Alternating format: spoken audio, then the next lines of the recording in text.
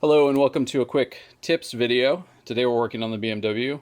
It is a 335i 2007 N54 engine, and today we're going to be changing out the Serpentine belt. I originally wasn't going to make this video just because it's not too bad, but I thought there were a couple tips as far as getting the thing out and all that kind of stuff, and I hadn't seen a video on YouTube, so I thought I'd do that. I'm kind of halfway through the process right now. The disassembly is sort of just about completed. And a couple tips I have so far is on the turbo with a oil cooler, you're going to have this, which attaches right here. It's a single 13mm bolt, and I'd recommend just going ahead and removing that. A small amount of oil will come out, so if you have a little handy little catch tray, you won't douse everything in a couple ounces of oil, but it's not that bad. If you have a big rag or something like that, you could also use that. So I would recommend just taking that out. That gives you a lot more space to just work downwards. The second tip I have is to take out the radiator fan. And this isn't too bad. It's a little finicky though. This little cross coolant pipe here has a plastic piece in the middle, and it's very delicate, so you're going to want to be real careful with that. Mine still has some bend to it, which is lucky because I've heard of a lot of people's just shattering when they try to move that. So be very careful with that piece. But basically, you'll be looking at this is about a T27, and it goes right here on this side of the fan. There's one of those, and then that's basically it. You unplug this plug, which is going to go down here. And there are a couple tabs at the very bottom, so you may have to remove your tray, which is unfortunate because there's like 14 bolts or something like that. They're 8s to remove that under the splash tray on the bottom there. But then this thing will slide upwards more or less, and there is no screw at the bottom. Some of the ones without the intercooler, non-turbo varieties of the N54 engine have a screw down here. This one does not. However, this is kind of annoying. This can be stuck in there. It slides in, and it's a little rubber bushing to prevent vibration of the fan. Then you have to unclick this, which you can do from the top. You can pretty much reach in and just kind of push on it, and it'll unclip. And then you can slowly work this thing out. I do mean slowly because this is going to be in the way. So you're going to want to move this forward and then slide it out between this and the front cowl. So then you're going to take a breaker bar and a T60, and this is the tensioner, and you're going to place this in here, and it's basically right in that blank space right there where the light is illuminating. And you're going to tilt this forward, which releases the tension. You can get the belt off of the tensioner first, and then you can remove it from the rest. But there's another tip. Because of the turbo, you have this cross pipe, and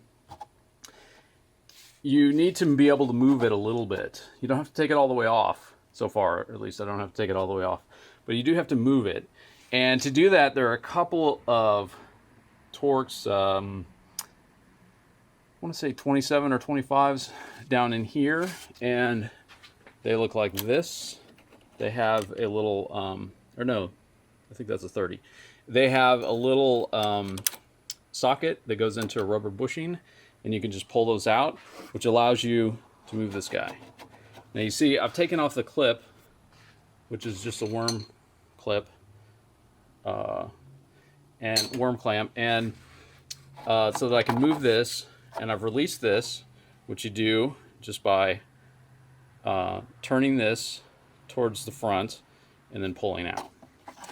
And the other thing I had to do on this intercooler pipe was, you may see this other worm clamp down there, and that just had to be loosened and rotated out of the way so that this can move back even further. And I just did that without taking this off because this is solid. This is aluminum right here. So without taking apart everything, you're going to have to just kind of wiggle this and work this back.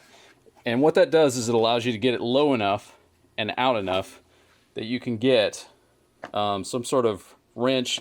Now in my case, I have one with an adjustable handle. I also have, actually I think I use this one, this breaker bar, which is pretty thin, and the T60. You definitely want to make sure this thing is straight, because I thought it was straight, but it still managed to round off a couple of those pieces there, and I about had a heart attack. In this case, it wouldn't have been that big a deal, because if worse comes to worse, I could have just cut the belt off. But if you're doing some other type of work where the belt needs to come off, like the alternator, which I did a little while back, and you're going to be keeping the belt, then you definitely don't want to strip this thing. So I'm going to be replacing this with a new one anyway, so we're pretty much good to go there. I'll be very careful with the new one so that we don't mess that up. So the next piece that I've got the tensioner off, I've got a kit here with the new belt. We've got the tensioner, and we got an upper and lower pulley, idler pulley. And so the upper is right here. Here's the upper. This is the alternator belt. It's kind of a mess in here because of the leak that I had previously with this oil housing. Very typical. May do a video on that, but got a new gasket for that. Got a new gasket for the oil cooler, which goes between this surface and this surface. This part just comes right off. There's a gasket in there for that. Anyway, so I have to get down there to this pulley and to the pulley under there, which you can see, not really, but it's underneath this one that I'm spinning. It's right underneath there. So the one underneath is actually easier because I can get an extension and everything in there. You see with the fan removed, gives you a lot of space for that. However, this bottom one, I'm not sure exactly how it's going to work, because my Torx bits are 1/2-inch drives and they're pretty good size. They're pretty wide. So I may have to mess around with that, see if I can see what I have to do there. All right, so got that top pulley off despite this thing being in the way. This thing would not move enough because I have this 1/2-inch drive, so I'd recommend either getting 3/8 or I don't even know if they make a T50 in a 1/4 inch. It's kind of a weird size, but what I did was I was able to get just this in there, and then I slotted this little guy, this 8mm wrench, right on top of here in that crack, like so, basically like this, and then I use that to rotate it, so with no socket attached. And this is pretty tight. You'll have to, and it seems to fit fine for me. You may have to, if you have something like this, a situation like this, then you may have to measure this and figure out what wrench is going to work. You want to be super careful not to round off anything.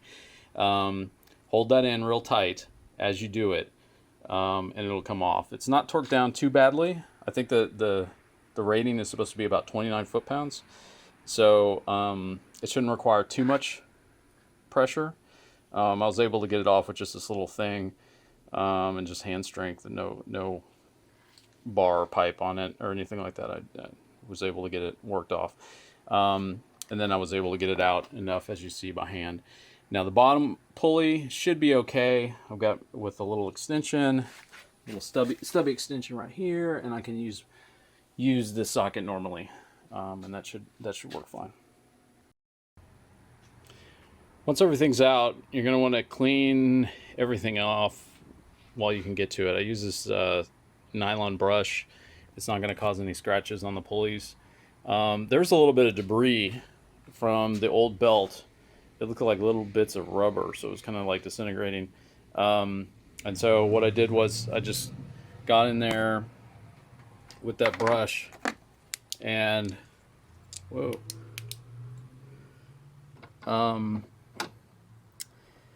you know, you can spin all of them except for the crank pulley.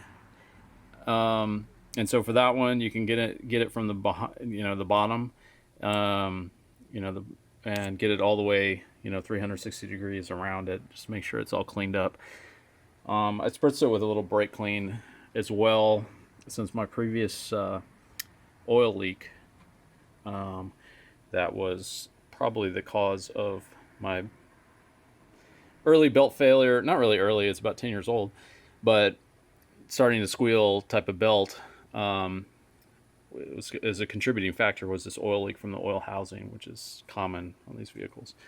So I got in there with the brush, clean that off, and now what I'm doing is I'm just going to wait for everything to dry off, evaporate completely, and then we should be good to go to put things back together. Once everything's back together and you've got it torqued down correctly, at least the ones you can reach, then you can put the belt back on, and it will go back on just fine without having any tension on it, including over the tensioner, because of this pin. So do not take this pin out before you put the belt on. Just leave it where it is. Make sure that it's routed, obviously, in the right direction. Make sure that all of the ribbed wheels and pulleys are aligned. You may need to get in there real close with a screwdriver just to make sure. Flashlight just to make sure. And make sure you get these caps on real tight. Make sure they click firmly into place, and then you'll be able to put your bar back into the tensioner release, and with some pliers be able to pull that pin out. You give it some pressure, it'll release the pin, and then you can slowly put the pressure back onto the thing, and then we'll be able to double check everything. Okay, with the fan the belt double checked, we've got those two Torx 30s back in here, so this is in correct onto the air box. Got that tightened up. We've got this put back in and locked. This little locking mechanism, you twist it up, and we've got this little guy down here tightened up. If I can see it, there we go, right there. And the last part is we're going to put the fan back in, and that is going to, let me get some better light. What's annoying is that little clip right there. Getting the bushing back into there, and then beside it is that little hook clip as well. I can't get a good shot of it. So no.